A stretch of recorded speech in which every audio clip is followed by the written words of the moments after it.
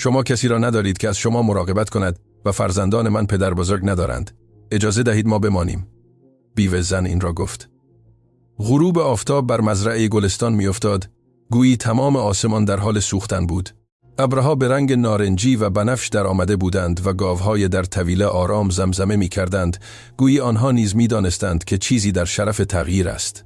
رضا سالاری 74 سال بود که نامش را حمل می کرد و در 3 سال اخیر سکوت را نیز یاد گرفته بود. او روی صندلی چرخدارش در ایوان خانه نشسته بود، همانطور که هر بعد از ظهر انجام میداد، به مسیر خاکی که به ملکش می رسید نگاه می کرد، بدون اینکه واقعاً انتظار داشته باشد کسی از آنجا بیاید. هیچ کس نمی آمد. مدت زیادی بود که هیچ کس نمی آمد. مزرعه بزرگ بود، برای یک مرد تنها خیلی بزرگ بود. 400 هکتار زمین خوب با الف تا جایی که چشم کار می کرد، یک طویله قدیمی اما محکم، یک آسیاب بادی که هنوز با نسیم عصر می چرخید و خانهای چوبی که زمانی پر از صدا بود، صدای زن، صدای کودکانی که هرگز به دنیا نیامدند. رضا و همسرش رویا به مدت 20 سال تلاش کرده بودند بچه دار شوند. 20 سال امید، دعا، مراجعه به پزشکان در شهر، اشکه‌های پنهان در شبها و در نهایت زندگی به آنها گفته بود نه، که این مزرعه، این زمین، این عشق بزرگ که هر دو داشتند وارثی نخواهد داشت. رویا 3 سال پیش مرده بود. سکته قلبی ناگهانی، پزشکان گفتند. رضا همیشه فکر می‌کرد این قلبش نبود که از کار افتاد، بلکه به سادگی انگیزاش را از دست داد. 51 سال با هم بودند. 51 سال کنار هم بیدار می شدند، در همین ایوان قهوه می نوشیدند، بر سر مسائل کوچک بحث می کردند و قبل از شام آشتی می کردند. و یک روزه رضا تنها ماند با 400 هکتار زمین، 22 گاو، یک اسب پیر به نام دریا که دیگر به سختی راه می رفت و یک صندلی چرخدار که پس از شکستن لگنش در اثر افتادن 1 سال پس از مرگ رویا به آن نیاز پیدا کرده بود، گویی بدن او نیز می خواست تسلیم شد. علی، تنها کارگر وفادارش، 3 بار در هفته برای کمک به دامها می آمد. او مردی آرام حدود 50 ساله بود، با دستانی سنگی و وفاداری که رضا هرگز نخواسته بود، اما بی صدا از آن قدردانی می کرد. علی احمدی خانواده خودش را در روستایی در 12 کیلومتری داشت و نمی توانست بماند. هیچ کس نمی توانست بماند. مزرعه گلستان زیبا و پررونق بود و بالاتر از همه چیز عمیقاً تنها بود. آن بعد از ظهر رضا چشمانش را به افق دوخته بود بدون اینکه چیز خاصی را ببیند. او به رویا فکر می کرد، همانطور که تقریباً همیشه این کار را می کرد. به این فکر می کرد که چگونه او بعد از ظهرها با پیشبندش بیرون می آمد و به ستون ایوان تکیه می داد و می گفت غروب در مزرعه زیباترین چیزی است که خدا آفریده است. و رضا همیشه به او پاسخ می داد که نه، زیباترین چیزی که خدا آفریده بود خود او بود. و او می خندید و به او می گفت که یک پیرمرد مسخره است و او خود را ثروتمندترین مرد دنیا احساس می کرد. در آن لحظه بود که او را دید. ابتدا یک سیلویت در مسیر بود، سپس هرچه نزدیکتر می شد شکل می گرفت. زنی جوان حدود 35 ساله که نوزادی را در آغوش داشت. پشت سر او 2 کودک آرام راه می رفتند، یک پسر بچه با بند شلوار که یک گونی پارچه‌ای را می کشید و یک دختر کوچک که عروسک پارچه‌ای را به سینهاش فشار می داد. زن یک سبد و یک صندوق کوچک به همراه داشت. او با کمر صاف راه می رفت. اما رضا که در 74 سال زندگی یاد گرفته بود مردم را بخواند، بلافاصله دید که این کمر صاف برای او تلاش زیادی می طلبد. این نوع وضعیتی بود که فرد وقتی در شرف فروپاشی است، اما از انجام آن در برابر فرزندانش خودداری می کند، به خود می گیرد. آنها جلوی ایوان ایستادند. زن با چشمانی تیره و خسته به رضا نگاه کرد، چشمانی که با این حال طلب ترحم نمی کردند. آنها چیز دیگری طلب می کردند. آنها می خواستند شنیده شوند. عصر بخیر. زن با صدایی محکمتر از آنچه رضا انتظار داشت گفت: آیا شما صاحب این مزرعه هستید؟ بله، هستم. رضا بدون حرکت از صندلیاش پاسخ داد: چگونه می توانم به شما کمک کنم؟ زن نفس عمیقی کشید. نوزاد در آغوشش کمی تکان خورد و او با آن حرکت خودکار مادران، آن حرکتی که بدون فکر انجام می دهند چون کودک امتداد بدن خودشان است، او را راحت کرد. 2 کودک دیگر ساکت ایستادند و با چشمانی بزرگ و جدی به پیرمرد نگاه می کردند، مانند کسی که قبل از صدور حکم به قاضی نگاه می کند. و سپس زن صحبت کرد و آنچه رضا سالاری گفت هرگز فراموش نمی کرد. شما کسی را ندارید که از شما مراقبت کند. او این را گفت در حالی که مستقیما به چشمان او نگاه می کرد. و فرزندان من پدر بزرگ ندارند. اجازه دهید ما بمانیم. سکوت پس از آن چند ثانیه طول کشید. گاوها از دور زمزمه می کردند. آسیا به بادی آرام می چرخید و رضا که 3 سال بود هیچ چیز او را غافلگیر نکرده بود. احساس کرد چیزی در سینه‌هاش حرکت می کند. چیزی که فکر می کرد کاملا خفته است. بلافاصله پاسخ نداد. به او نگاه کرد. سپس به کودکان نگاه کرد. پسر بزرگتر با جدیت نامناسب سنش نگاهش را نگه داشت. دختر کوچکتر عروسک پارچه‌های خود را محکمتر فشار داد و نوزاد بیخبر از همه چیز دستی کوچک را در هوا دراز کرد، گویی می‌خواست نور غروب را بگیرد. رضا هنوز نمی‌دانست این زن کیست. او داستانش را نمی‌دانست از کجا آمده و چه نوع دردی او را به در خانهاش کشانده است. اما چیزی در او بود، در نحوه گفتن آن کلمات، بدون التماس و بدون غرور جریحه‌دار، فقط با یک صداقت مطلق و خلأ صلاح کننده که رویا را به یادش آورد، نه به خاطر شباهت بلکه به خاطر اینکه رویا نیز همینطور بود.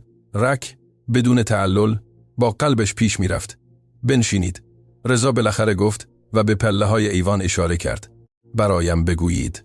و زن که مینا نام داشت که با 3 فرزندش و صندوق و سبدش و کرامت دستن خوردهاش بیش از 80 کیلومتر را در 3 روز طی کرده بود، از پله ها بالا رفت و نشست و شروع به صحبت کرد.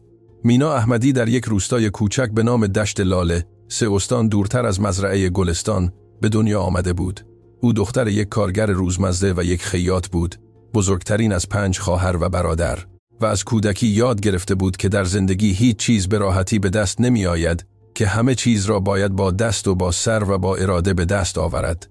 او دانش آموز خوبی بود، تا جایی که شرایط اجازه میداد که تا 14 سالگی بود، زمانی که پدرش بیمار شد و او مجبور شد برای کمک به مادرش با برادران و خواهران کوچکتر کار کند. هرگز شکایت نکرد، هرگز آن را بی‌عدالتی ندانست. به سادگی کاری بود که باید انجام میشد و او انجامش داد.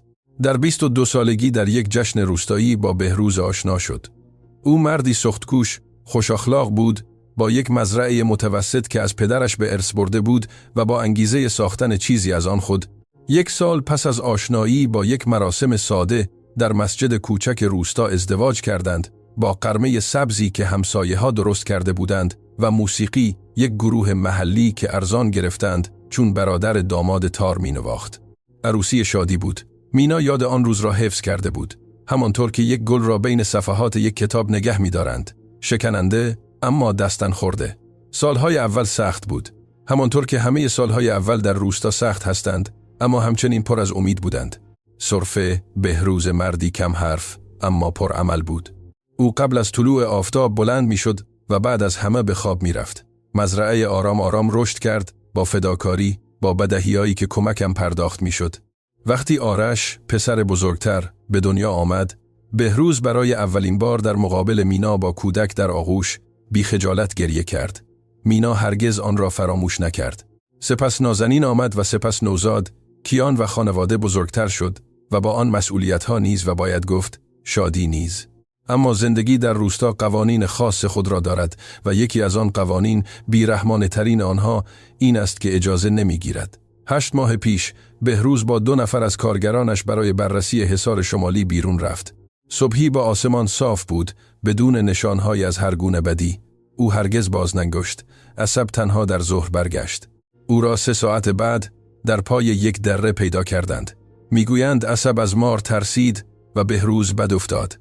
ضربه به سر بلافاصله بود. او رنج نکشید. به او گفتند گویی این تسلی کافی برای یک زن 34 ساله با 3 فرزند و یک بدهی بانکی که شوهرش کامل به او نگفته بود مینا. او ماه‌های اول را با آنچه در مزرعه بود و با کمک خواهر شوهرانش که هفته‌های اول آمدند و سپس به زندگی خود بازگشتند گذراند، زیرا آنها فرزندان و مشکلات خود را داشتند. او به آنها خورده نمی گرفت. زندگی همین است. وقتی بانک اطلاع رسان را با مدارک فرستاد، مینا میدانست چه در راه است. بدهی بیشتر از آنچه او تصور کرده بود. بهروز سال قبل برای خرید دام بیشتر وام بزرگی گرفته بود، با اطمینان از اینکه محصول بعدی او را نجات خواهد داد. محصول نرسید و بهروز نیز. مینا مهلت خواست. 3 ماه به او دادند. سپس بیشتر خواست. 1 ماه به او دادند.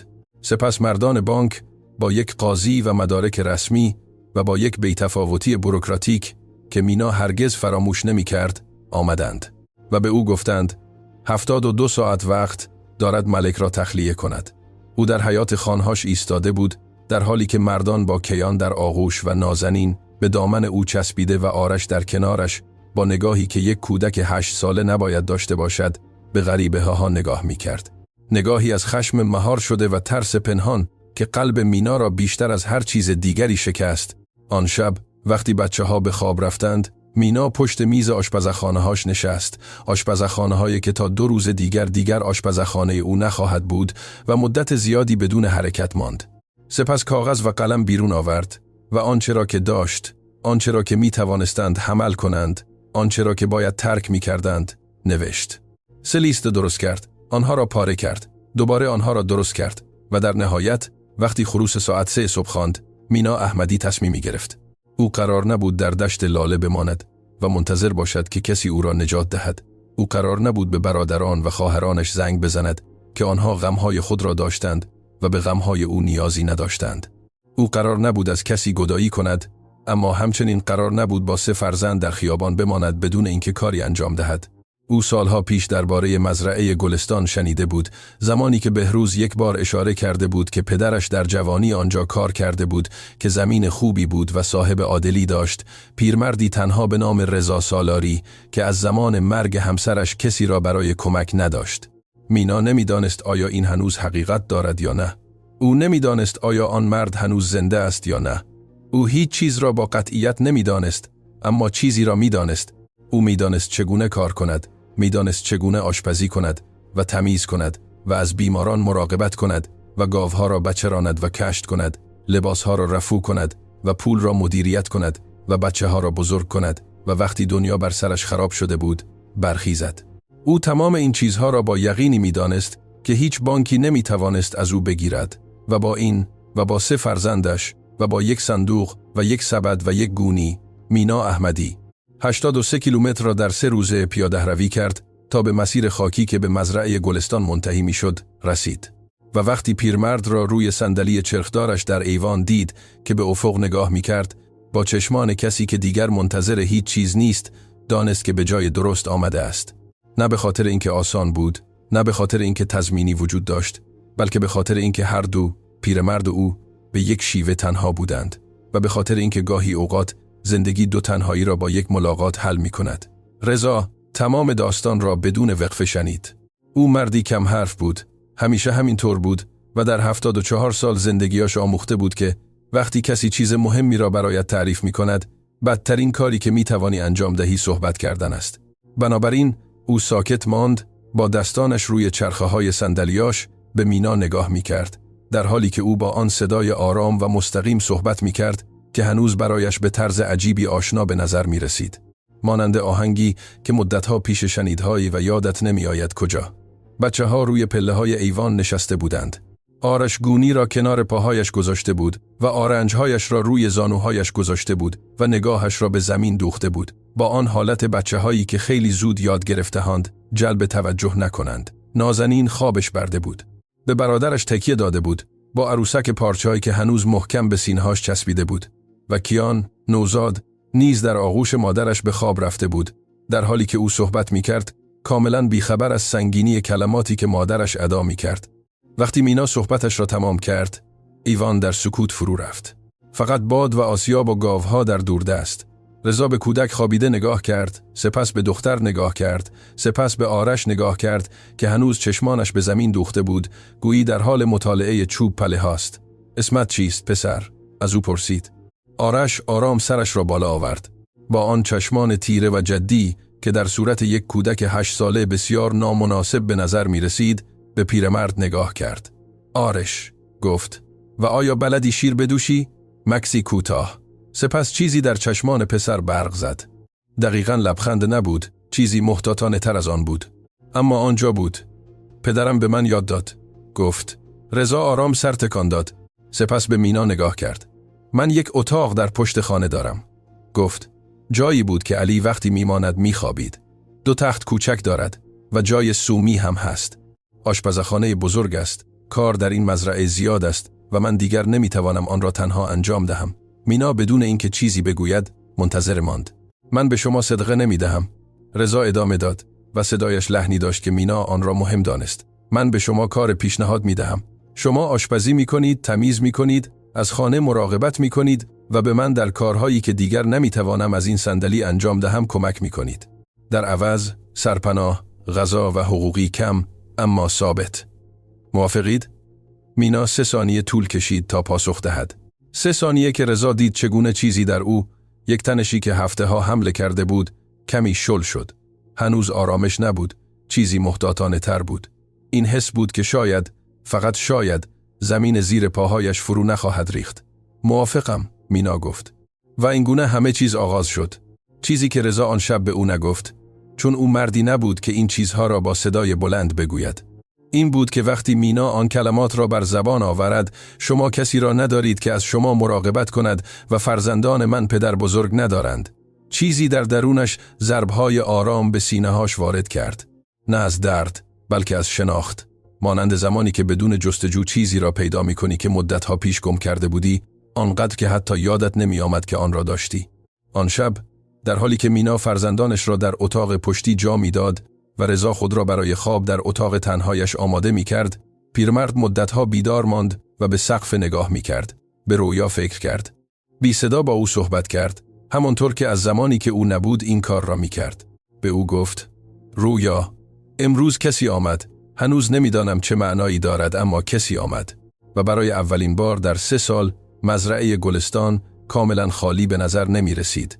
بیرون آسیاب بادی هنوز زیر آسمان پر ستاره میچرخید و در اتاق پشتی یک کودک 8 ساله به نام آرش قبل از اینکه به خواب رود فکر کرد که پیرمرد روی صندلی چرخدار قیافه آدم خوبی دارد و این برای آرش که از زمانی که مردان بانک به خانهشان آمده بودند یاد گرفته بود به غریبه ها بی‌اعتماد باشد معنای زیادی داشت.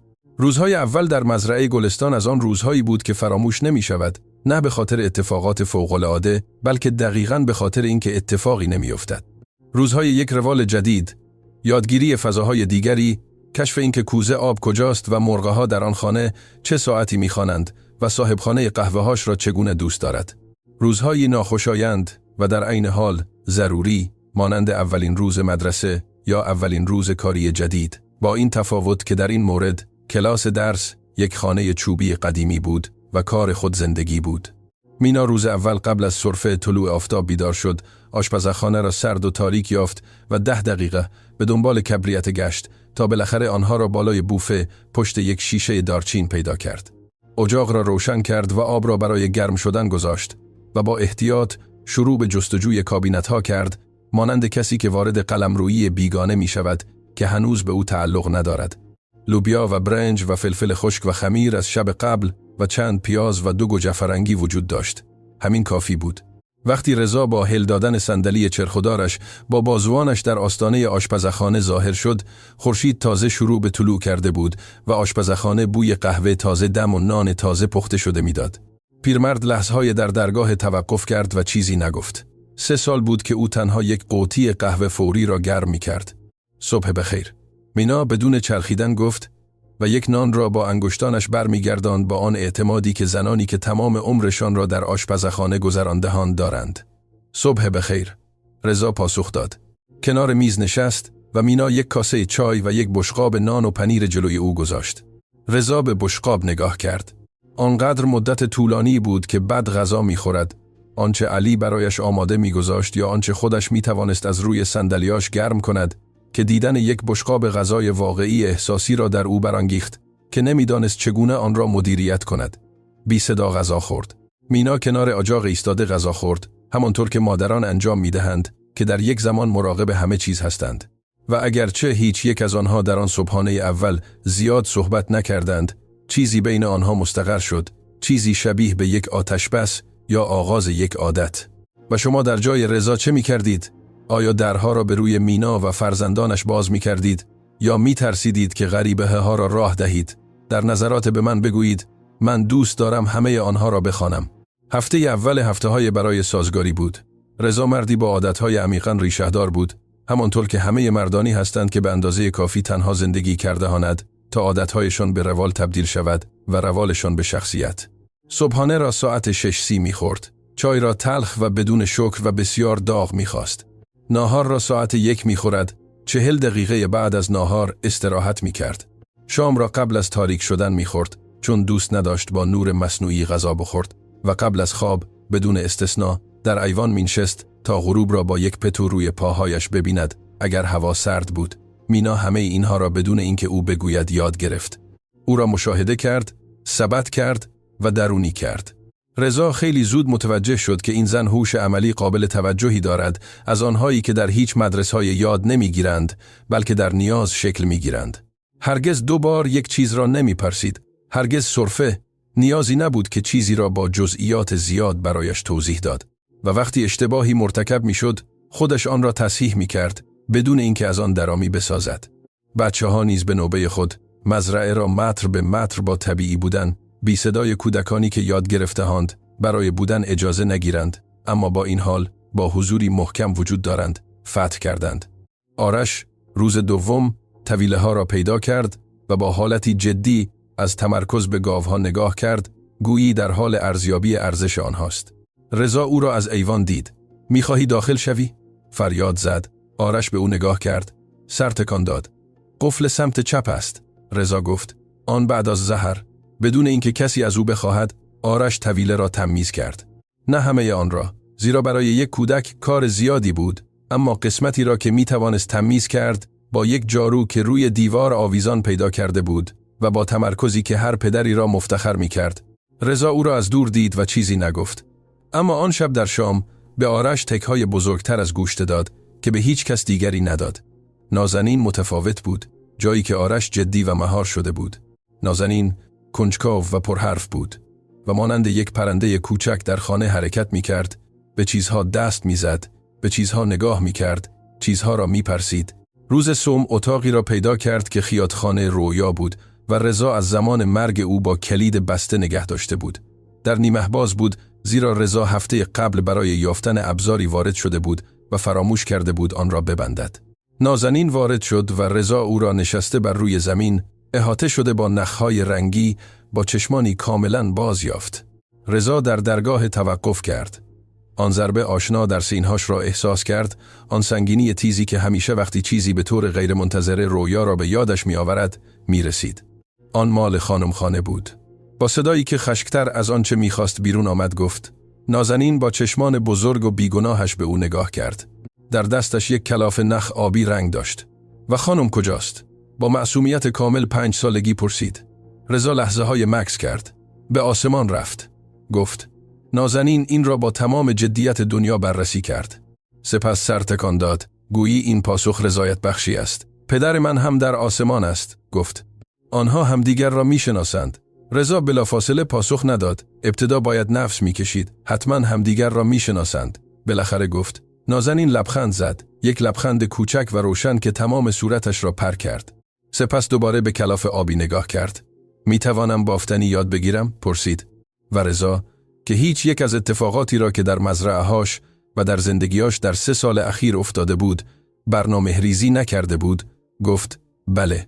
این مینا بود که به نازنین بافتنی یاد داد، زیرا رضا بلد نبود. اما این رضا بود که وسایل را از اتاق رویا بیرون آورد و روی میز آشپزخانه گذاشت.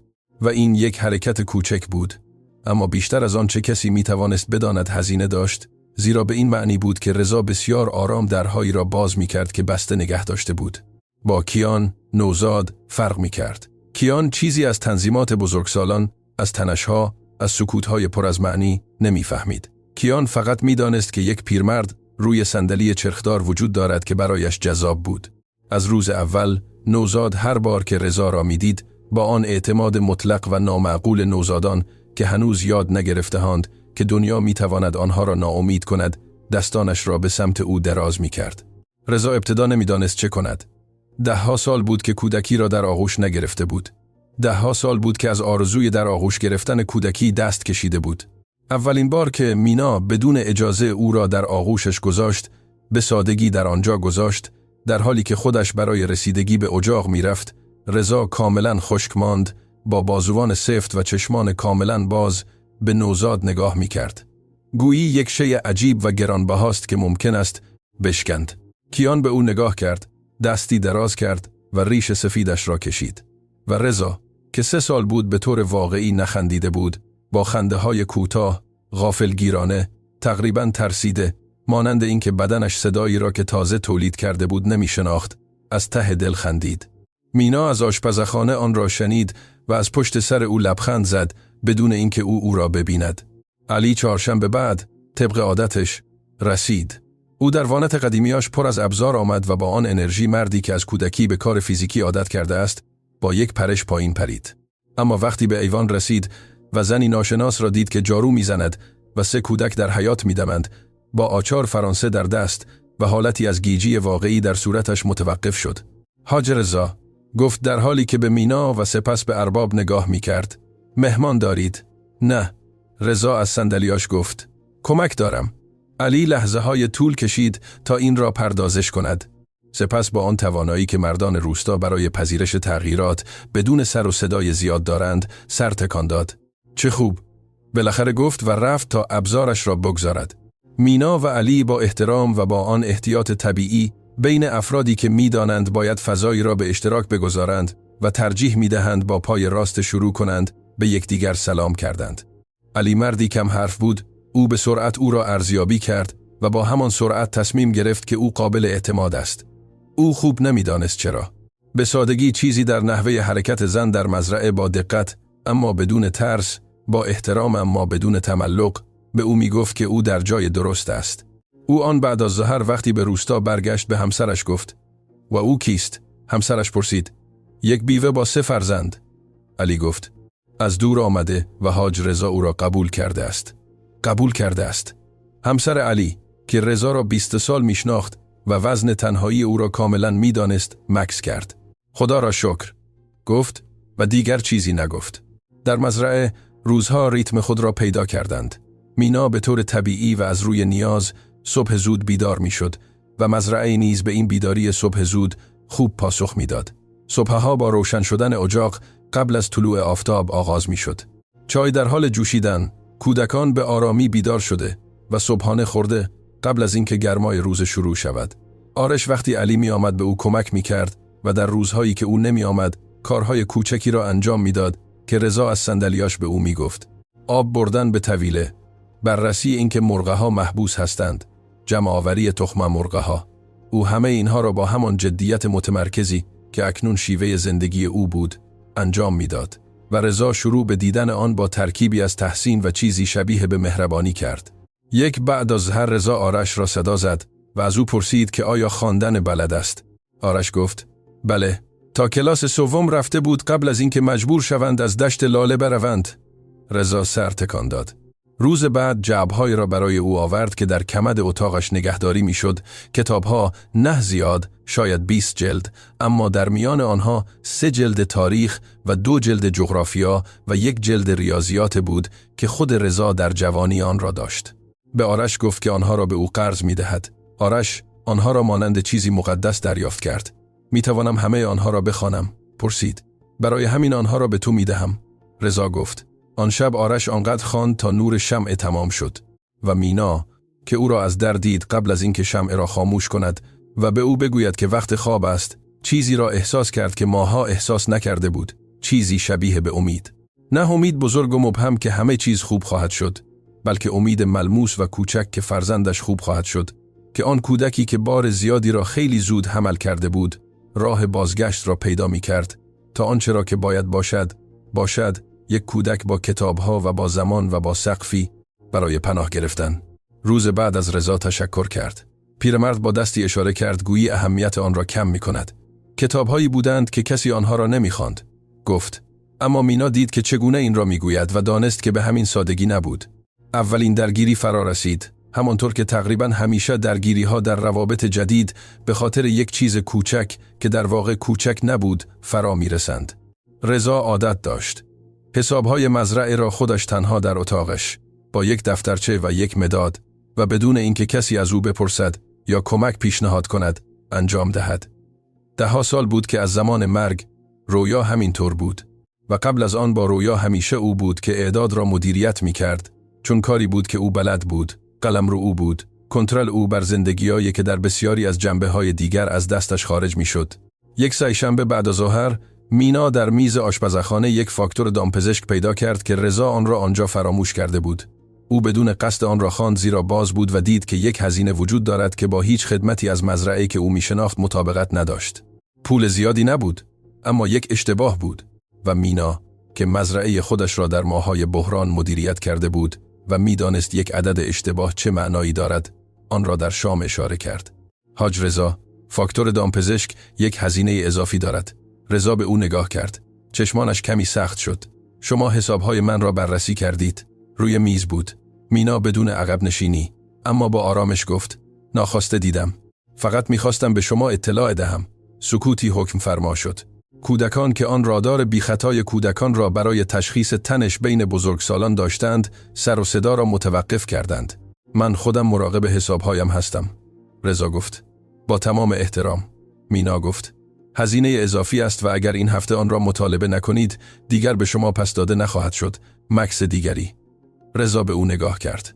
مینا نگاهش را با همان صداقت مستقیمی که اولین کلماتی را که به او گفته بود، بدون پرخاشگری، بدون ترس، با اطمینان ساده، کسی که حقیقت را میگوید و برای آن عذرخواهی نمی‌کند نگه داشت. رضا نگاهش را برگرداند. باشه. با صدای آهسته گفت. صبح روز بعد با دامپزشک تماس گرفت و هزینه را مطالبه کرد. مینا حق داشت. آن را پس دادند. او چیزی به مینا نگفت. اما آن بعد از ظهر، وقتی نازنین پشت میز بافتنی میبافت و کیان روی کف آشپزخانه میخزید و آرش در ایوان مطالعه میکرد، رضا به مینا که در حال رفو کردن پیراهنی بود نزدیک شد و بدون مقدمه به او گفت: شما چشم خوبی برای اعداد دارید. مینا سرش را بالا آورد. از روی نیاز یاد گرفتم. گفت. نیاز معلم خوبی است. رضا گفت و به اتاقش رفت. و مینا به آستانه خالی نگاه میکرد.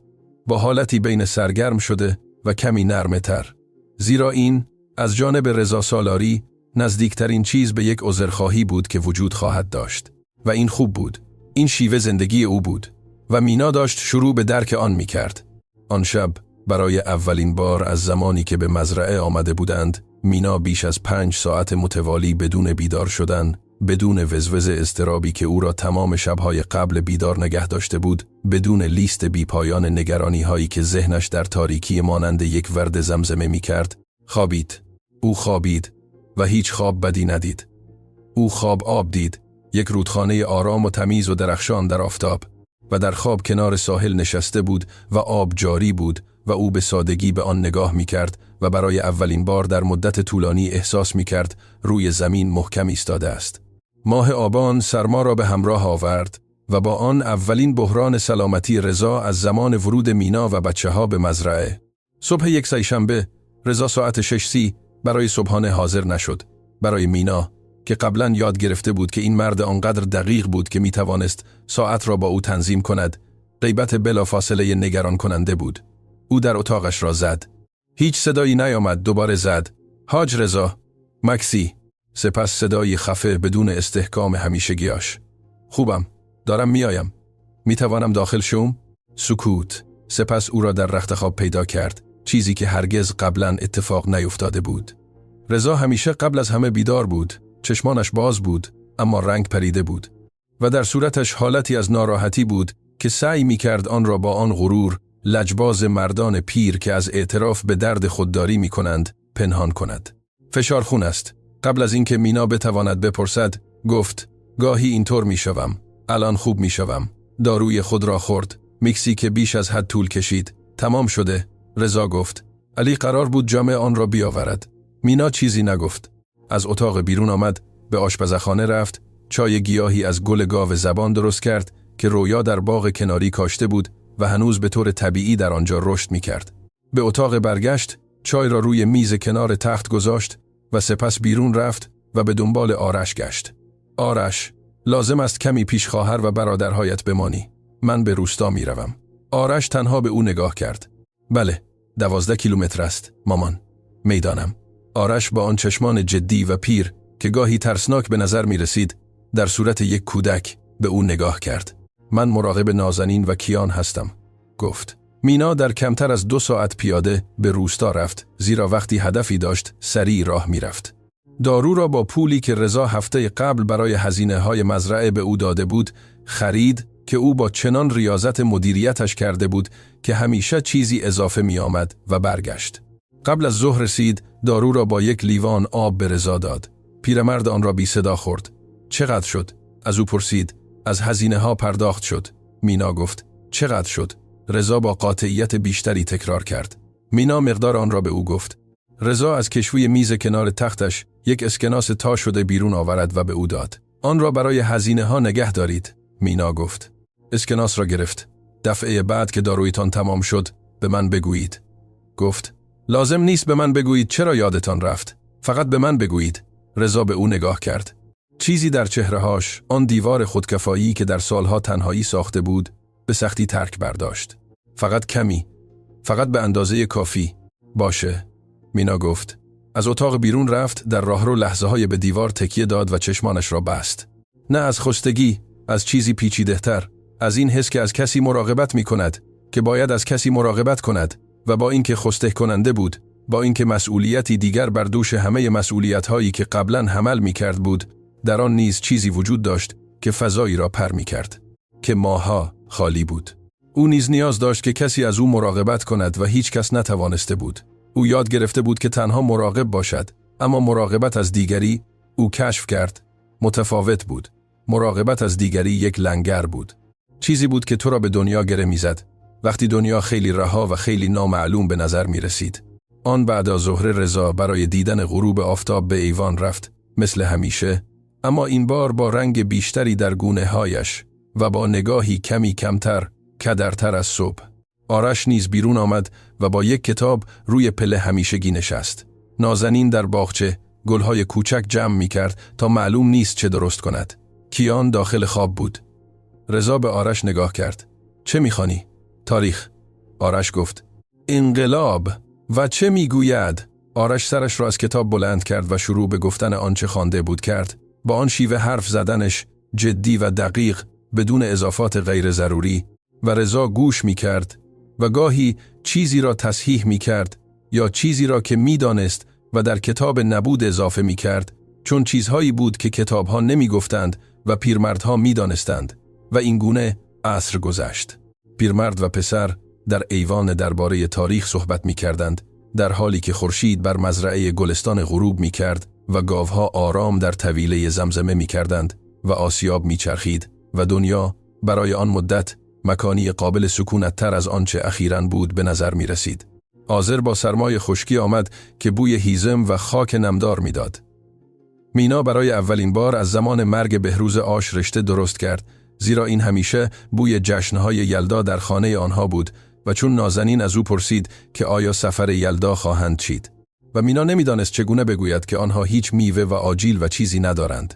و در نهایت معلوم شد که رضا در یک جعبه در اتاق رویا تمام وسایل سفر یلدا را نگه داشته بود، با انارها و هندوانه‌های سفالیاش و دیوان حافظ و حتی یک شال ابریشمی دستدوز که رویا سالها پیش درست کرده بود.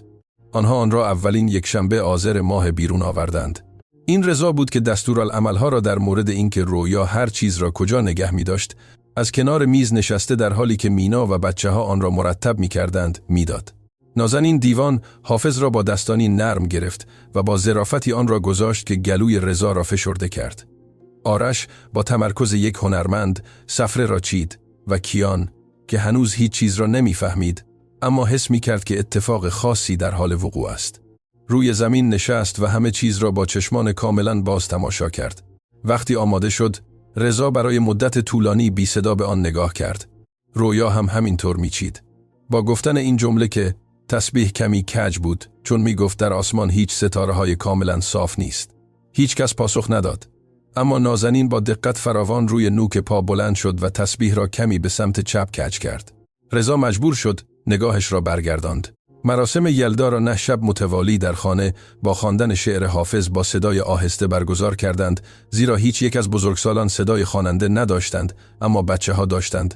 به خصوص نازنین که معلوم نیست از چه کسی گوش کاملی داشت و با آهنگی می‌خواند که به طرز خنده‌داری با صدای زنگ زده رضا که گاهی در همسرایی‌ها شرکت می‌کرد در تضاد بود. علی و همسرش فاطمه 3 شب آمدند. فاطمه زنی مهربان و با محبت بود که از همان لحظه اول عاشق بچه ها شد و برایشان آش رشته و حلوا آورد و به آنها یاد داد چگونه با کاغذ رنگی اشکال درست کنند. این اولین بار در 3 سال بود که مزرعه گلستان صدای جشن داشت. یک شب بعد از اینکه بچه ها خوابیدند و فاطمه و علی رفتند، رضا و مینا تنها در ایوان ماندند، در حالی که آتش آش رشته هنوز روشن بود. هوا بسیار سرد بود و هر دو فنجانهایشان را در دست داشتند. هفته ها بود که آنها با طبیعی بودن بیشتری صحبت می کردند که سکوتهای بین آنها آن تنش اولیه را از دست داده بود و به سادگی سکوت شده بود. از آنهایی که می توان با کسی بدون نیاز به پر کردن آنها به اشتراک گذاشت. در خانه شما یلدا چگونه بود؟ مینا پرسید. رضا لحظه‌ای فکر کرد.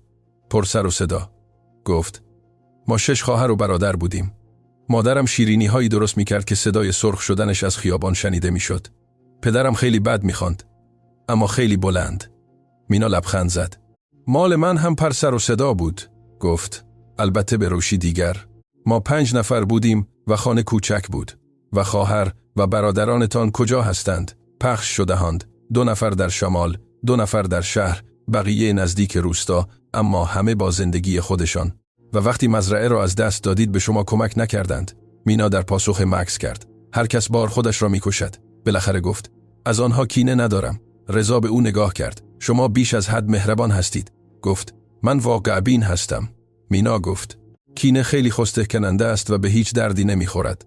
رضا این را بررسی کرد. حق با شماست. پس از لحظه های گفت: باقی آش رشته را در سکوت نوشیدند. بیرون ستاره ها روشن و سرد بر فراز مزرعه بودند.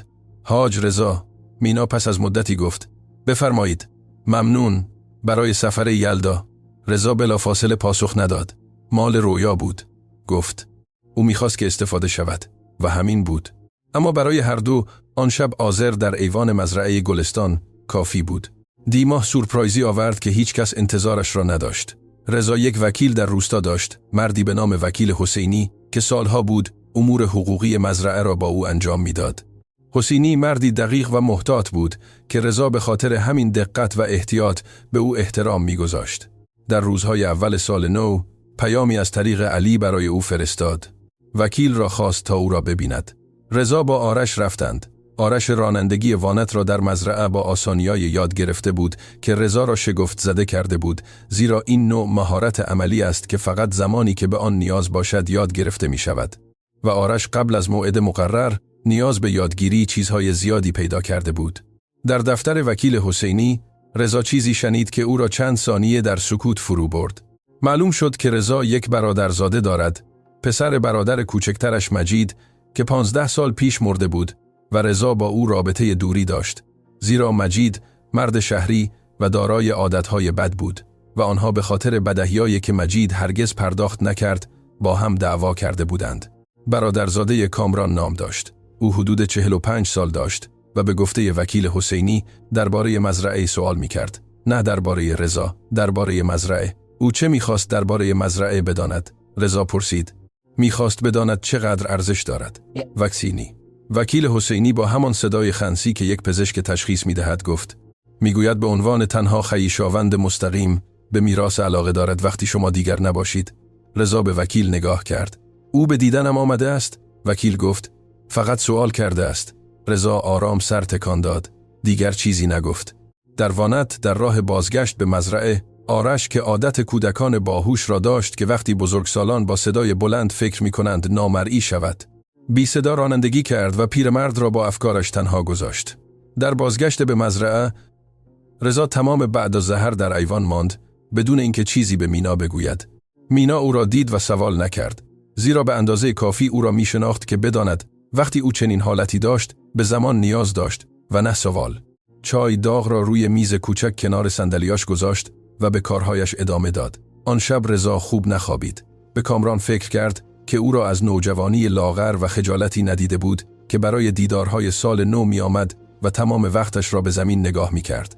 به نحوه گفتن وکیل حسینی فکر کرد وقتی شما دیگر نباشید، با آن بی‌تفاوتی بالینی مردان قانون که عادت دارند درباره مرگ صحبت کنند، گویی یک روال بوروکراتیک است. او به مزرعه فکر کرد. به تمام آنچه او و رویا با هم در 50 سال ساخته بودند. سنگ روی سنگ، فداکاری روی فداکاری، به آنچه با همه اینها وقتی او نباشد اتفاق می افتاد و به مینا فکر کرد. و به بچه ها آن شب هیچ تصمیمی نگرفت، اما شروع به فکر کردن کرد و برای رضا سالاری که مردی بود که قبل از عمل فکر می کرد، این خودش آغاز چیزی بود.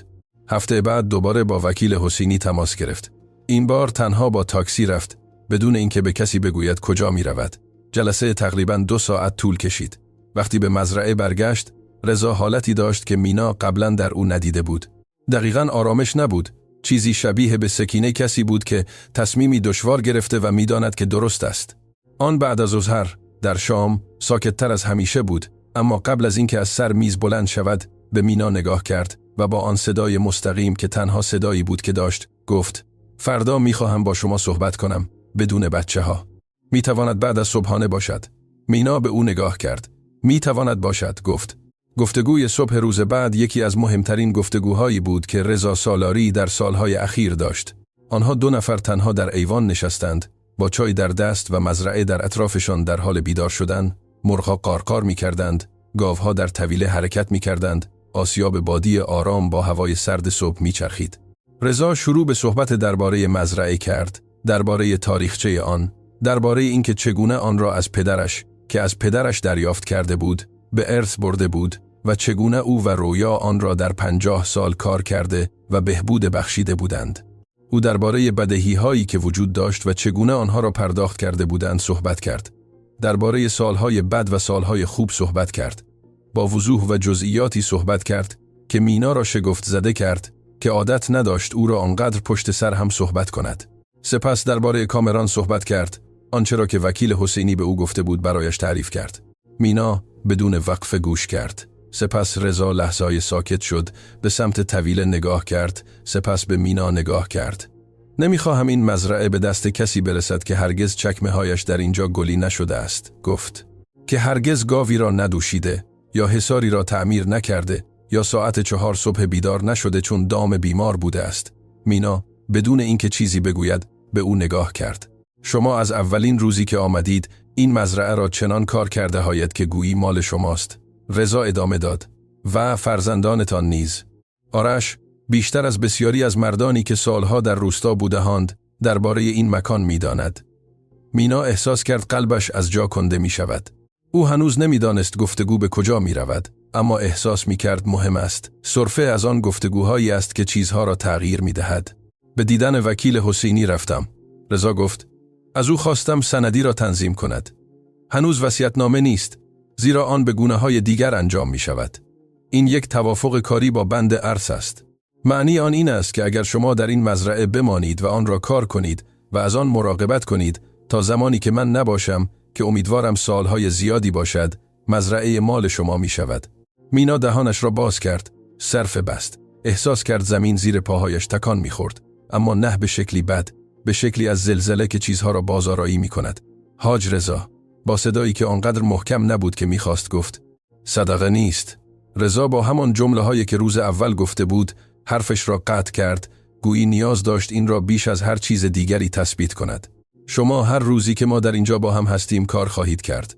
از مزرعه مراقبت خواهید کرد و از من وقتی نیاز داشته باشم مراقبت خواهید کرد که هر روز بیشتر خواهد شد. و در عوض وقتی من بروم اینجا مال شما و فرزندانتان خواهد بود. مینا به او نگاه کرد. چشمانش پر از اشکهایی بود که از ریختن آنها خودداری کرد، زیرا این شیوه او نبود. چرا؟ پرسید. رضا مکث کرد. چون من و رویا می‌خواستیم فرزند داشته باشیم و نتوانستیم، گفت. و به نظرم زندگی راههایی برای تصحیح اشتباهات خود دارد وقتی اجازه دهیم. سکوت پس از آن طولانی بود. مرغ‌ها قارقار کردند، آسیاب چرخید. گاوی در طویله زمزمه کرد. باید سند را بخوانم. مینا بالاخره با آن عملگرایی خودش که نوعی از کرامت نیز بود گفت. و باید با همه آنچه میگوید موافق باشم. البته، رضا گفت. و اگر چیزی به نظرم نیامد به شما میگویم. کمترین کاری که میتوان انجام داد. مینا آرام سر تکان داد. سپس به جلو به سمت مزرعه، به سمت گاوها و طویله و آسیاب و زمین خوبی که تا جایی که چشم کار میکرد گسترده بود، نگاه کرد. میتوانم یک چیز به شما بگویم، حاج رضا. بفرمایید. وقتی آن بعد ظهر با فرزندانم اینجا آمدم، و به شما گفتم آنچه را که گفتم درباره اینکه شما کسی را ندارید که از شما مراقبت کند و فرزندان من پدر بزرگ ندارند. مکسی کرد. انتظار نداشتم نتیجه هاش این همه باشد. انتظار داشتم به من بگویید نه. رضا به او نگاه کرد. پس چرا آمدید؟ مینا لحظه های فکر کرد. چون این تنها چیزی بود که برای ارائه داشتم. حقیقت را گفت. رضا بسیار آرام سر تکان داد. با آن حالتی که مینا یاد گرفته بود، آن را به عنوان نزدیکترین چیز به احساساتی که او اجازه نشان دادن میداد بخواند. این بهترین چیزی است که کسی مدت هاست به من پیشنهاد داده است، گفت. ورود کامران به مزرعه اعلام نشده بود. او صبح یک پنجشنبه در یک ماشین سدان خاکستری ظاهر شد که با نوعی خودنمایی غیر ضروری برای یک راه خاکی جلوی خانه متوقف شد. او مردی با ظاهر شهری بود، با لباسهایی که مال روستا نبود و کفشهایی که هرگز گل به پا نخورده بودند.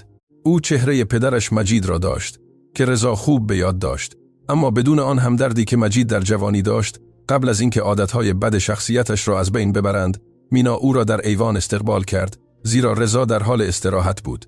او با احترام به او سلام کرد و رفت تا به پیرمرد خبر دهد. رضا با صندلیاش با حالتی خنثی بیرون آمد که مینا، که حالا او را می شناخت، به او گفت که اصلاً خنثی نیست. کامران، گفت. اومو. کامران با لبخندی که به چشمانش نمی رسید گفت. خوشحال شدم شما را دیدم. نمیدانستم شما هم دم دارید. من کار دارم. رضا گفت. نه، چه چیز متفاوتی است. کامران به مینا نگاه کرد، سپس به خانه نگاه کرد، سپس به طویله. او آن ارزیابی سریع و تقریباً غیرعادی را انجام داد که افرادی که به محاسبه ارزش چیزها عادت دارند انجام می‌دهند. می توانم داخل شوم؟ پرسید. می توانید. رضا گفت. آنها در اتاق نشیمن نشستند که مینا به سرعت آن را باز و تهویه کرد، زیرا تقریباً هرگز استفاده نمی‌شد. چای برای او سرو کرد و با احتیاط بیرون رفت، اما نزدیک آشپزخانه ماند، زیرا آرش. وقتی آن مرد آمد با نگاهی سوالی به او نگاه کرده بود و او با چشمانش از او خواسته بود که با خواهر و برادرانش در داخل بماند. گفتگوی بین رضا و کامران کمی بیش از 1 ساعت طول کشید. مینا نمی توانست همه چیز را بشنود، اما به اندازه کافی شنید. کامران برای بررسی آمده بود، این واضح بود، تا ببیند عمو چگونه است، زمین را بسنجد، محاسبه کند که رضا چقدر زمان دیگر دارد و چقدر باید نگران غریبه هایی باشد که ظاهراً در ملک مستقر شده بودند. آنچه او انتظار نداشت، رضا بود. مردی که کامران تصور می کرد پیدا می کند، یک پیرمرد بیمار و تنها، قابل کنترل، شاید ترسیده از تنهایی. آنچه او یافت، رضا سالاری بود در اوج توانایی‌هایش، با ذهنی روشن و اراده‌های دستن خورده و با 4 ماه زندگی تازه که چیزی از انرژیایی که تنهایی از او گرفته بود به او بازگردانده بود. رضا با احترام و وضوح با او صحبت کرد. به او گفت که خوب است که کسی را برای کمک دارد، که مزرعه مرتب است و او قبلاً ترتیبات قانونی مربوطه را برای تضمین اینکه مزرعه توسط افرادی که آن را میشناسند و دوست دارند وقتی او نباشد کار شود انجام داده است. کامران به او نگاه کرد. ترتیبات قانونی؟ گفت. با وکیل حسینی. رضا گفت. که 30 سال است امور من را انجام میدهد و مرد مورد اعتماد من است. کامران دیگر سوالی نپرسید، اما چهره‌هاش تغییر کرد. آن ارزیابی محاسبه‌گرانه سفت شد و سپس محتاط‌تر شد، مانند کسی که برای مذاکره می‌آید و کشف می‌کند که طرف مقابل قبلاً معامله را بسته است. او قبل از ظهر با لبخند دیگری که به چشمانش نمی‌رسید و با وعده بازگشت قریب الوقوع رفت که رضا با حرکتی که هیچ معنایی نداشت آن را دریافت کرد. وقتی ماشین سدان خاکستری در مسیر ناپدید شد، رضا در ایوان ماند. به گرد و غباری که بلند می‌کرد نگاه می‌کرد. مینا از آشپزخانه بیرون آمد و بی صدا کنار او ایستاد. خوبید؟ پس از لحظه‌ای پرسید. خوبم، رضا گفت. همیشه همینطور. مینا سر تکان داد. چای بیشتر می‌خواهید؟ بله، رضا گفت. و اگر کمی نان هم دارید، آن را هم بیاورید. و این گونه بازدید کامران حل شد، نه با درام، نه با رویارویی، بلکه با سکینه مردی که می‌داند چه دارد و می‌داند با آنچه می‌خواهد بکند و برای انجام آن به تایید هیچ کس نیاز ندارد. آن بعد از ظهر آرش از رضا پرسید که مرد با ماشین خاکستری کی بود. یک برادرزاده که خوب نمیشناسم. رضا گفت. آیا برمیگردد؟ آرش پرسید. شاید. رضا گفت. اما دیگر مهم نیست. آرش با آن جدیت خودش سر تکان داد. خوب، گفت و به کتابش بازگشت. بهار با باران به مزرعه گلستان رسید. 3 روز متوالی در اسفند ماه بارید، بارانی خوب و یک نواخت که زمین را خیس کرد و آبشخور دامها را پر کرد و همه چیز را به شکلی تقریباً خشونت آمیز سبز کرد، گویی طبیعت مشتاق بود به خود ثابت کند که هنوز میتواند. بعد از باران، مزرعه بوی متفاوتی داشت. بوی خاک نمدار و علف تازه و چیزی پاک که نامی ندارد، اما همه آن را میشناسند. مینا یک باغ کاشت. قبلا وقت نداشت یا شاید مطمئن نبود که به اندازه کافی میماند تا چیزی بکارد و آن را در حال رشد ببیند. اما صرفه در اسفند ماه با توافقنامه امضا شده و ماه‌های سپری شده و کودکان ریشه‌دار در مزرعه با آن آسانی کودکان که به مکانهای خوب عادت می‌کنند، مینا به باغ کناری خانه رفت. همان که رویا آن را پر از گل کرده بود و شروع به کار کردن روی زمین کرد. رضا او را از ایوان دید و برای مدتی چیزی نگفت. سپس از او پرسید: می‌دانید رویا آنجا چه می‌کاشت؟ نه، مینا گفت، اما اگر به من بگویید من هم آن را می‌کارم. رضا داخل رفت و با یک کاغذ برگشت. این دستخط رویا بود، با لیستی از بذرها و پیازها و نام گلها که با آن دستخط گرد و با دقت او نوشته شده بود. رضا سالها آن را نگه داشته بود. مینا آن را با دقت گرفت، همانطور که نازنین دیوان حافظ را گرفته بود. آن را کپی می‌کنم و اصل را به شما برمیگردانم، گفت. آن را برای خودتان نگه دارید. رضا گفت. او می‌خواست که استفاده شود. این دومین بار بود که او این جمله را درباره چیزی از رویا می‌گفت. مینا متوجه شد و چیزی نگفت، اما آن را به خاطر سپرد. آن ماه اسفند آرش 9 ساله شد. سال قبل و سال قبل از آن پول یا وقتی برای جشن تولدش وجود نداشت و سال قبل از آن ماهی بود که بهروز مرد. بنابراین کودک 2 سال بدون جشن بود. مینا زیاد نداشت، اما هر کاری می‌توانسته کرد. یک کیک شیرین و دارچینی که در اجاق چوبی پخته شده بود که کمی کج و معوج بود، اما بوی فوق‌العاده‌ای میداد، و یک بادکنک کاغذی که او و نازنین هفته قبل با یک گلدان سفالی قدیمی و روزنامه و چسب نشاسته و کاغذ رنگی درست کرده بودند. علی و فاطمه آمدند. فاطمه آش رشته آورد و علی هدیه‌های آورد که در روزنامه پیچیده شده بود و معلوم شد که یک چاقوی صحرایی با دسته چوبی بود، از آن نوع ابزارهایی که یک کودک روستایی به آن نیاز دارد و قدر می‌داند.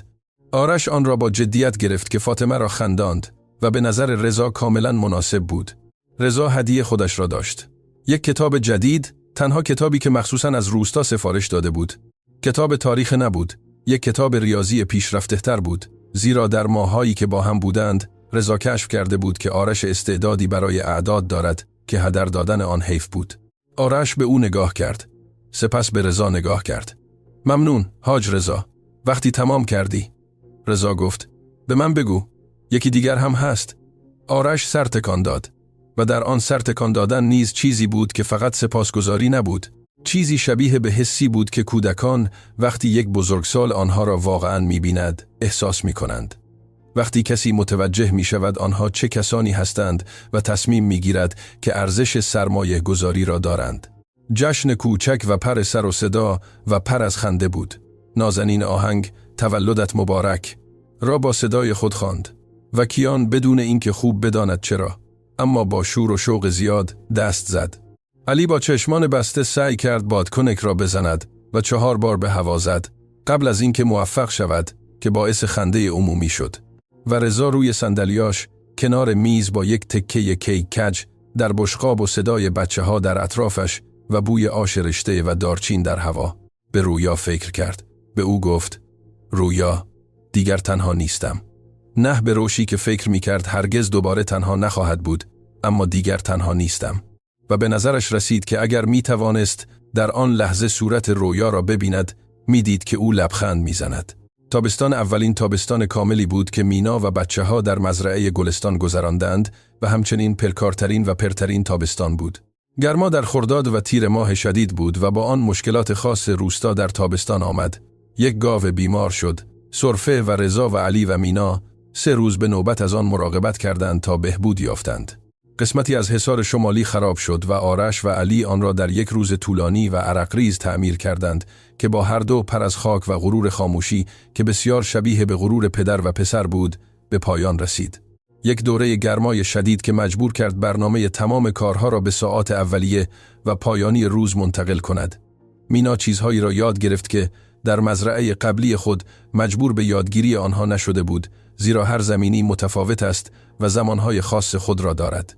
رضا آنها را از صندلیاش با صبری که در او شگفت‌انگیز بود به او آموخت، زیرا او به طور طبیعی مرد صبوری نبود، اما با او و بچه‌ها به شکلی تقریباً نامحسوس، مانند چیزهایی که از درون میآیند، آن را توسعه داده بود. به او یاد داد ابرها را در مزرعه بخواند که متفاوت از مکانهای دیگر بودند، زیرا ارتفاع و نوع زمین بر نحوه تشکیل آنها تأثیر می‌گذاشت. به او یاد داد چه زمانی زمان حرکت دامها بود و چه زمانی آنها را ساکن نگه دارد. به او یاد داد کدام گیاهان باغ رویا برای چه کاری مفید بودند، زیرا رویا زن درمانگر بود و با هدف کاشته بود، نه فقط با سلیقه. به او یاد داد دفتر حسابهای مزرعه را با کدهای خاص و اختصاراتی که فقط خودش میفهمید بخواند، زیرا مهم بود که شخص دیگری آنها را بفهمد. مینا یادداشت برمی‌داشت. او دفترچه خودش را داشت که با بخشی از حقوقش از روستا خریده بود، جایی که هر آنچه را که یاد می‌گرفت با دست خطی کوچک و فشرده می‌نوشت که فضا را با سرفه‌جویی استفاده می‌کرد. مانند کسی که یاد گرفته است، منابع کمیاب را باید به خوبی استفاده کرد. گاهی شبها وقتی بچه‌ها خواب بودند و مزرعه در سکوت بود، رضا و مینا در ایوان می‌ماندند و صحبت می‌کردند، همیشه نه درباره چیزهای مهم، گاهی درباره چیزهای کوچک، آب و هوا، گاوها، آنچه نازنین گفته بود یا آنچه کیان آن بعد از زهر انجام داده بود که او را به خنده انداخته بود، اما گاهی درباره چیزهای عمیق‌تر، درباره بهروز، درباره رویا، درباره آنچه بود و آنچه اکنون بود. یک شب تیر ماه، مینا چیزی از او پرسید که مدتها بود می‌خواست بپرسد. آیا از اینکه رویا اینجا نیست تا همه اینها را ببیند ناراحت هستید؟ رضا برای مدت طولانی در پاسخ مکث کرد. ژیرک بیرون می‌خوان و گرمای شب از آنهایی بود که حتی پس از غروب آفتاب نیز فروکش نمی‌کرد. هر روز ناراحتم، گفت، اما قبلا تنها ناراحت بودم. حالا با هم ناراحتم و فرق می‌کند. مینا سر تکان داد. من هم با بهروز همینطور هستم، گفت. قبلا اگر حواسم پرت می‌شد و خوب می‌شدم، احساس می‌کردم به او خیانت می‌کنم، گویی ادامه دادن یک خیانت است. و حالا فکر می‌کنم ادامه دادن تنها چیزی است که او برای ما می‌خواست. مینا گفت. که فرزندانش خوب باشند، که من خوب باشم. فکر می‌کنم این چیزی است که ما برای افرادی که دوستشان داریم می‌خواهیم که خوب باشند، حتی اگر خودمان دیگر نباشیم تا آن را ببینیم. رضا به او نگاه کرد. بله، گفت. این چیزی است که ما می‌خواهیم. و در آن بله تمام آنچه رضا سالاری با صدای بلند نمی‌گفت، اما ماها بود که در هر حرکت کوچک، در هر کتاب قرض داده شده، در هر بعد از ظهر در ایوان، در هر آهنگ تولدت مبارک که توسط دختری با صدای خوش در تولد پسری که نوهاش نبود، اما به نوعی بدون اینکه کسی رسما آن را اعلام کرده باشد نوهاش بود، احساس میشد. پاییز با رنگی به مزرعه گلستان رسید که مینا در مزرعه‌هایی که بزرگ شده بود ندیده بود. درختان در مرز شمالی زرد و قرمز شدند و آسمان آن وضوح خاص غروب‌های مهر ماه را به خود گرفت که گویی با شدت زیادی نقاشی شده است، مانند اینکه طبیعت می‌دانست که زمستان در راه است و می‌خواست تا زمانی که می‌تواند با نور بخشنده باشد. در مهر ماه بود که کیان اولین کلمه واضح خود را گفت. قبلا چیزهایی گفته بود، هجاها و تقریبی‌ها، اما در مهر ماه بود. یک صبح در ایوان وقتی با انگشت شست خود به رضا اشاره کرد و با وضوحی شگفت‌انگیز برای یک نوزاد 20 ماهه گفت بابا. سکوت پس از آن شاید 2 ثانیه طول کشید. رضا به نوزاد نگاه کرد. سپس به مینا نگاه کرد که همان حالت غافلگیری او را داشت. سپس دوباره به کیان نگاه کرد که با انگشت به او اشاره می کرد و با آن صبر نامحتمل نوزادانی که تازه کاری مهم انجام داده‌اند و میدانند که فهمیده شده‌اند منتظر بود. بابا. کیان تکرار کرد. رضا بلافاصله پاسخ نداد.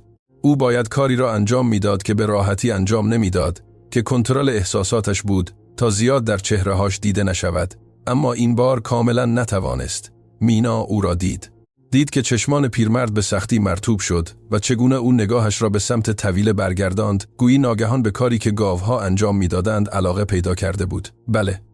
رضا با صدایی کمی گرفته گفت بابا و بازوانش را به سمت نوزاد دراز کرد که با همان اعتماد مطلق همیشگی به سمت او رفت.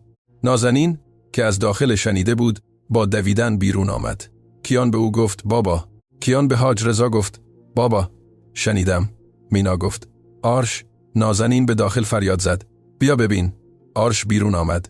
رضا را با کیان در آغوش و حالت پیرمرد را دید و چیزی در صورت کودک جدی. او کاری را انجام داد که تعداد کمی از چیزها می توانستند. نرم شد. فقط کمی، فقط به اندازه کافی تا دیده شود. چه خوب. آرش با صدای آهسته تقریباً برای خودش گفت. آن روز بعد از ظهر رضا خواست عکسی از او بگیرند. او مرد عکس نبود، هرگز هم نبوده بود، اما میخواست یک عکس داشته باشد. با بچه‌ها، هر سه در ایوان. مینا عکس را با یک گوشی قدیمی که رضا نگه داشته بود و به ندرت استفاده میکرد گرفت. خوب، از آب در آمد. رضا روی صندلیاش در ایوان، با نازنین که روی پله کنار او نشسته بود و آرش کنارش ایستاده بود و کیان در آغوشش، همه به سمت دوربین با مزرعه در پس زمینه و غروب آفتاب که پشت سرشان روشن میشد نگاه میکردند. رضا آن را در کشوی میز کوچک کنار تختش، کنار عکس عروسیاش با رویا گذاشت. 2 عکس کنار هم، نه به خاطر اینکه یک چیز بودند، بلکه به خاطر اینکه فصلهایی از یک مرد، از یک عشق، از یک داستان بودند که هنوز در حال نوشتن بود، حتی اگر او فکر میکرد که قبلاً به پایان رسیده است. ماهای بعدی زندگی جدیدی را بر روی ساختار زندگی قدیمی در مزرعه گلستان بافتند، همانطور که پیچک بر روی دیوار سنگی میپیچد بدون اینکه آن را محو کند، بدون اینکه آن را تغییر دهد، فقط چیزی سبز و زنده به آن اضافه میکند. رضا همچنان رضا ماند، لجباز، مستقیم، وقتشناس، با چای تلخش و بعد از ظهرش در ایوان و شیوه گفتن چیزهای مهم نه با کلمات، بلکه با اشاراتی که مینا و بچه‌ها یاد گرفتند آن را بخوانند. و مینا همچنان مینا ماند، عملگرا، صادق، سحرخیز، با آن ستون فقرات اراده‌هایی که حتی اگر باد شدید می‌وزید خم نمی‌شد. آرش یاد گرفت دفتر حساب‌های مزرعه را نگه دارد. رضا آن را در طول ماه‌ها کمکم با صبر یک معلم که دانش آموزی را که سزاوار دانستن آنچه می‌داند پیدا می‌کند به او آموخت. در 10 سالگی آرش می‌توانست اعداد مزرعه را با وضوح بیشتری نسبت به بسیاری از بزرگسالان بخواند. رضا نمی‌گفت، اما در آن لحظات وقتی پسر دفترچه را به او نشان می‌داد و به چیزی که جور در نمی آمد یا راهی برای سرفه‌جویی که به ذهنش رسیده بود اشاره می‌کرد، رضا چیزی را احساس می‌کرد که مدت‌ها نمی‌توانست نام ببرد و در نهایت مجبور شد اعتراف کند که غرور است. غروری که یک مرد وقتی بهترین چیزی را که خودش بوده در دیگری می‌بیند احساس می‌کند. نازنین با مهارت بافتنی یاد گرفت که به زودی از مهارت مینا پیشی گرفت که بد نبود، اما کارهای زیاد دیگری برای انجام دادن داشت تا تمرین کند. نازنین با تمرکز و خلاقیتی می‌بافت که همه را شگفت زده می‌کرد. در 6 سالگی او قبلاً عروسک‌های کوچک کاموایی درست می‌کرد که در بازار روستا وقتی می‌رفتند می‌فروخت و با پول بافتنی‌هایش با غرور کامل یک کلاف نخ طلایی خرید تا برای رضا یک نشان کتاب درست کند که نام او با حروف کوچک و کمی کج گلدوزی شده بود که به نظر او بی‌عیب و نقص بود. و کیان رشد کرد، همانطور که نوزادان روستا رشد می‌کنند، سریع و محکم، با خاک بر زانوها و آفتاب بر صورت و با یقینی مطلق که دنیا مکانی امن است، زیرا دنیایی که او می‌شناخت یک ایوان با یک پیرمرد روی صندلی چرخدار بود که او را در آغوش می‌گرفت و مادری که بوی اجاق می‌داد و 2 خواهر و برادر که همیشه آنجا بودند.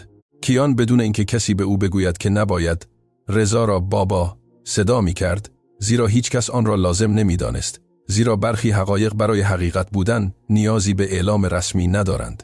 رضا سالاری 7 سال دیگر پس از آن، بعد از ظهر غروب آفتاب که مینا با 3 فرزندش و صندوق و سبدش و کرامت دستن خورده‌هاش به مسیرش رسید، زندگی کرد. 7 سالی که به گفته خودش در خلوت فقط به مینا در بعد از ظهرهای ایوان بهترین سالهای زندگیاش پس از سالها با رویا بودند. نه به خاطر اینکه آسان بودند، زیرا آسان نبودند. بیماری‌ها و نگرانی‌ها و فصول بد و زوال اجتناب ناپذیری که با سالها می آید وقتی سالها زیاد هستند وجود داشت. اما سالهایی پر بودند، پر از سر و صدا و چای تلخ و کتاب‌های قرض داده شده و نان تازه پخته شده قبل از طلوع آفتاب و بادکنک و بافتنی و یک نوزاد که کودک شد و یک کودک که تقریباً مرد شد و زنی که با هیچ چیز آمد و همه چیز را ساخت. وقتی رضا درگذشت و در رخت خوابش درگذشت، جایی که میخواست بمیرد، با مینا کنارش و 3 فرزندش حاضر، به آرامی و بدون درد درگذشت که این لطفی بود که در پایان یک زندگی پرکار نصیبش شد. آخرین بعد از ظهر که بیدار و هوشیار بود، دست مینا را گرفت و با آن صدایی که دیگر فقط زمزمه‌های بود اما همچنان مستقیم و بی‌پرده بود به او گفت: مراقب مزرعه باشید. مراقب خواهم بود. مینا گفت: و مراقب بچه ها باشید. مکثی. سپس رویا آنها را خیلی دوست می داشت. مینا دستش را فشار داد و آنها هم او را. گفت. رضا چشمانش را بست و در چهره‌هاش چیزی بود که مینا برای همیشه آن را به خاطر سپرده و هرگز کلمات دقیقی برای توصیف آن پیدا نکرد. آرامش بود. بله، اما چیزی فراتر از آن بود. این حالت چهره مردی بود که می رود در حالی که می داند آنچه را که ساخته است از بین نخواهد رفت، که زمینی که کار کرده است همچنان کار خواهد شد، که مزرعه هایی که مال پدرش و پدر بزرگش و او و رویا بود همچنان مال کسی خواهد بود که سزاوار آن است. مزرعه گلستان ادامه یافت. مینا طبق قولی که داده بود آن را کار کرد، با آرش کنارش که در 15 سالگی تقریباً مردی کامل بود و همچنان یاد می گرفت. اعداد را با همان تمرکز همیشگی، اما اکنون همچنین حقوق را از طریق مکاتبه یاد می گرفت، زیرا رضا قبل از مرگش پول برای این کار کنار گذاشته بود. نازنین همچنان بافتنی می بافت و در 12 سالگی شروع به فروش کارهایش در شهر با قیمتی کرد که مردم با میل می پرداختند، زیرا آنها زیبا و منحصر به فرد بودند. و کیان در مزرعه رشد کرد که تنها خانهایی بود که به یاد داشت، با خاک در دستانش و آسمان باز بالای سرش. کسی را بابا صدا می کرد که دیگر نبود، اما حضورش در هر گوشه از هر چیزی که او را احاطه کرده بود احساس می شد. و مینا هر بعد از ظهر لحظه هایی در ایوان می نشست، در همان مکانی که رضا آنقدر بعد از ظهر به افق نگاه کرده بود، بدون انتظار هیچ چیز. او چیزها را انتظار داشت.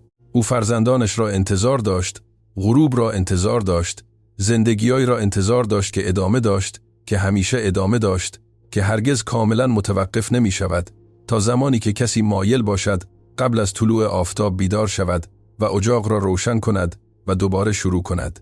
آسیاب بادی همچنان میچرخید و مزرعه گلستان که با کار و عشق ساخته شده بود و از درد و تنهایی و سالها و از دست دادن جان سالم به در برده بود، همچنان همان چیزی بود که همیشه بود، یک خانه. فقط اکنون، بالاخره، خانهایی که همیشه باید می بود، به اینجا رسیدید. پس، سزاوارید به من بگویید، کدام لحظه از داستان بیشتر به دل شما نشست؟ وقتی کیان به رضا بابا گفت، وقتی مینا باغ رویا را کاشت، یا وقتی رضا مزرعه را بدون اینکه آن را صدقه بنامد به او پیشنهاد داد؟